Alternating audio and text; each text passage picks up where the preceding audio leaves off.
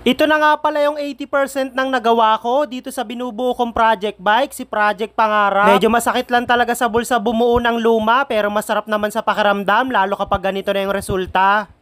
Bale, ito na nga pala yung pang-8 araw ng pagpapapogi ko dito sa nabili kong Honda Dream XS. At sa mga hindi nga pala nakapanood nung unang araw na binuo ko to, bale nabili ko nga pala to sa isang follower ko. Kung gusto nyo malaman yung dating itsura nito bago ko to sinimulan buuin, pwede nyong kalkalin tong FB ko. Bale, year 2000 model nga pala to, at kung susumahin mo, halos nasa 24 years na rin siya. Dahil matagal na rin tong phase out sa atin dito sa Pilipinas, kaya bihira ka na lang din makakita ng ganitong motor sa kalsada. May mga iilang followers kasi ako nagtatanong kung saan daw nakakabili ng ganitong motor. At tinanggal ko na nga pala sa plastic itong grab bar na ikakabit natin kay Pangarap. At sa itsura pa lang ng grab bar nito, kung mapapansin mo, talagang kakaiba yung design niya. Tinanggal ko nga muna pala yung lock nut nitong dalawang shock dahil dito kasi nakapasok tong grab bar. At noong isasalpa ko na nga pala, saka ako nakitang may problema, meron kasing welding dito sa gilid. So ito nga pala, meron tayong gagrinderin dito sa part ng batalya. Ito, yung tornilyoan kasi ng grab bar, may welding dito sa taas, kaya hindi natin maipasok.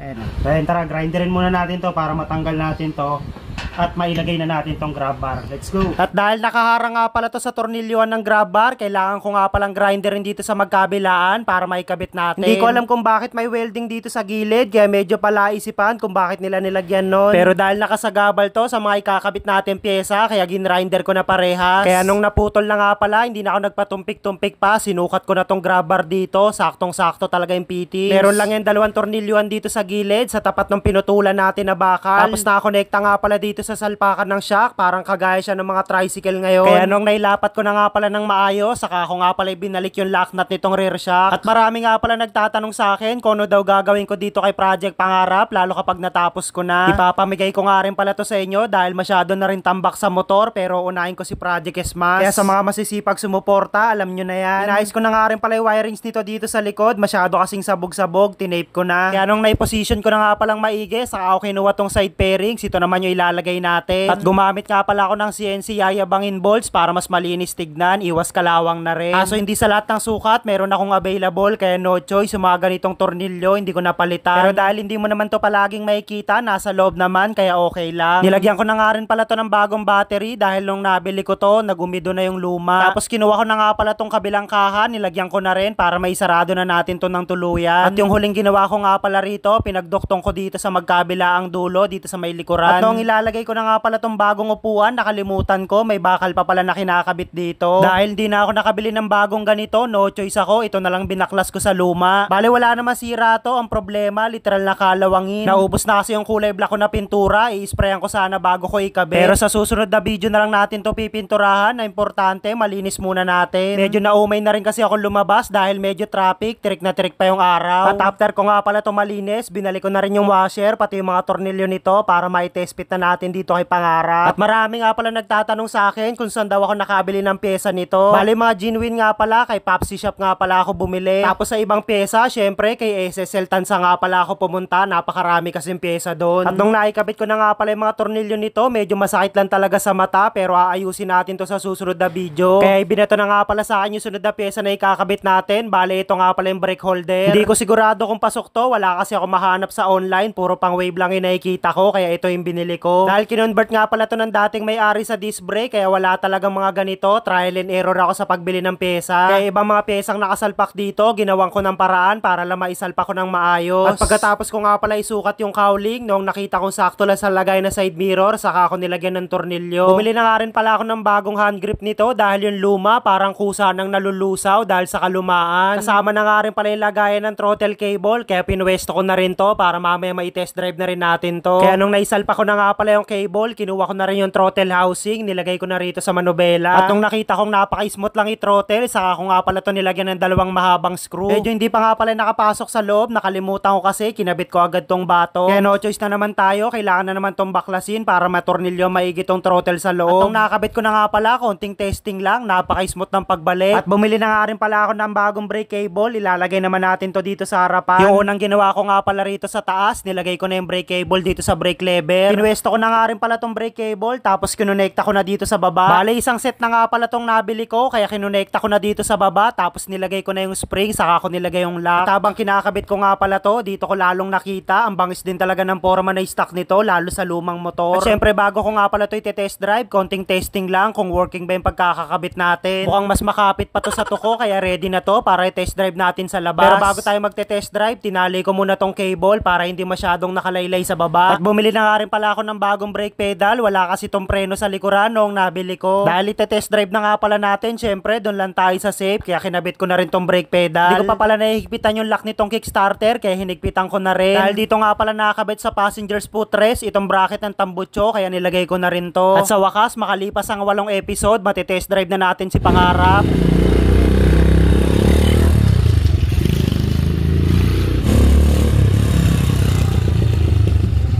And ayun nga pala, bago natin tapusin itong part 8 nito ni Project Pangarap, update lang uli para sa ipamimigay natin na Yamaha Pino, dahil 5 days na lang, October 5 kasi natin na ipamimigay. Punta lang kayo dito sa comment section, tapos i-download nyo lang yung game app na nandyan. Right? So ito nga yung sinasabi ko sa inyo kanina na laro na dapat i-download at mag-register kayo para magkaroon kayo ng chance doon sa ipamimigay natin na Yamaha Pino this coming October 5. So kung bago lang kayo dito, napaka-basic lang ng gagawin nyo, i-download nyo lang tong game pag okay na. So ilagay nyo lang dito yung contact number nyo, tsaka yung iba pang detalye. Pag okay na, syempre i-confirm nyo na lang. So pag may account na kayo, punta na kayo dito sa log. So ito na yung pinaka-itsura nitong Ace game. Ulitin ko, para magkaroon kayo ng chance manalo dun sa Pino natin, dapat naka-register kayo, at least mag-top up din kayo ng 100 pesos dito. Ayan o. So yun lang yung kailangan nyo, basic lang yan, 100 lang, tapos ilapag nyo sa baba yung SS, katunayan na naka-register at nag-top up na kayo. So sa mga magtatanong kung ano yung game na meron dito, ayan, kung nakikita nyo sa screen, napakadami nyan. Hindi lang dyan, meron din dito, ayan, iba-iba talagang laro yung meron dito. Tapos ito nga pala yung madalas na nilalaro ko rito sa Ace game, Dragon vs Tiger pa rin. Click nyo lang yan. So may kita nyo dito sa taas ko na yung mas mataas na baraha, matik yun yung mananalo. So ayan na, 5 tsaka 2, mas mataas yung 5, kaya talo tayo ng 5 piso. So ganun talaga, kasi swertihan lang din talaga to. So kung ayaw nyo maubos yung gold coins nyo, or kung gusto nyo pang tumaya, nasa sa inyo yan. Pero ako mag-out na ako. Out na muna tayo. And sa mga magtatanong naman kung paano nyo ilalabas yung napanalunan nyo rito, napaka-basic lang. Click nyo lang to. Tapos ilagay nyo lang dyan kung magkano yung gusto nyo i-out. So ulitin ko mga sir, kung gusto nyo magkaroon ng chance manalo ng Pino natin, napaka-basic lang nung gagawin nyo.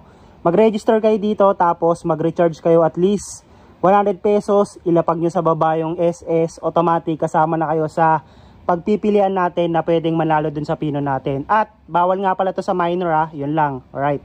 So yun na nga, mag-update muna tayo ng mga nagawa natin ngayong araw para dito ngayon sa part 8 nito ni Project Pangarap. So yun nga pala kanina, napay-start na rin natin siya. Medyo natagalan lang tayo dito sa susian. Hinahanap ko kung bakit ayaw mag-start yung pala tong susi niya. Naglolo ko na rin. So hanapan mo pa ng tamang pitik para lang ma-on yung makina. Eh, na nga pala, siguro isang video na lang to, matatapos na natin si Project Pangarap, kasi yung headlight, tapos yung kahan na lang dito yung sa gilid, tsaka dito sa palikpik, yun na lang yung kulang nito. Kaya sa mga nag-aantay at nag-aabang na magiging final looks nito ni Project Pangarap, kita sa susunod na episode. Yun lang, ride safe. Alright.